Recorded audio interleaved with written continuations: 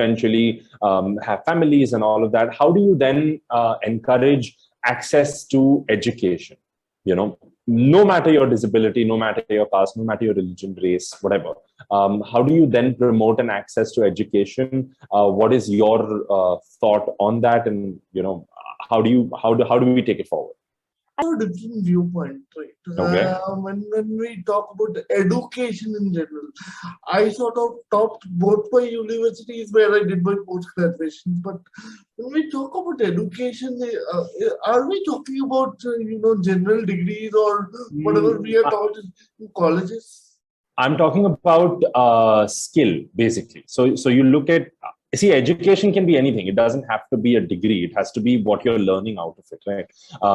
A degree would probably get you through the door, but if you don't know how to use a computer, it doesn't really the same. That's a skill, So taking forward what you just said, skills can be self-taught. You don't need to attend educational institutes to,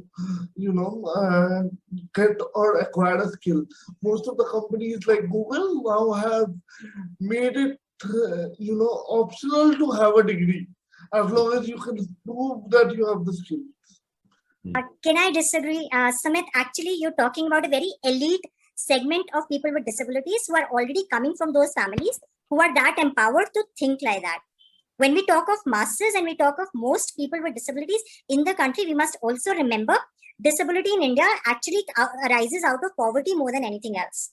The mother did not get right treatment. The child did not get right treatment. There was an accident at the time of birth or during pregnancy, and that gives rise to a lot of disabilities in India. So when you're talking about this, you're talking about a very, very rare percentage of people who will come from that family where genetic disabilities arise, right?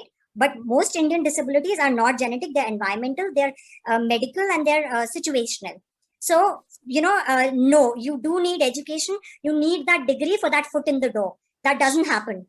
So my question was not in present scenario. My question is for everyone listening today, when you have about 200, 300 people here who will in the future have families, and they need to propagate education as a basic need, a basic right? So that was the question. Google will not take everybody.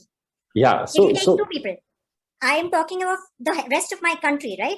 We Correct. have 10 lakh plus people, crore people probably that have not been recognized. 2% of the population also, if we take 2.48% or something, that was the actual number that was counted at some point, that still makes it around 3-4 crores.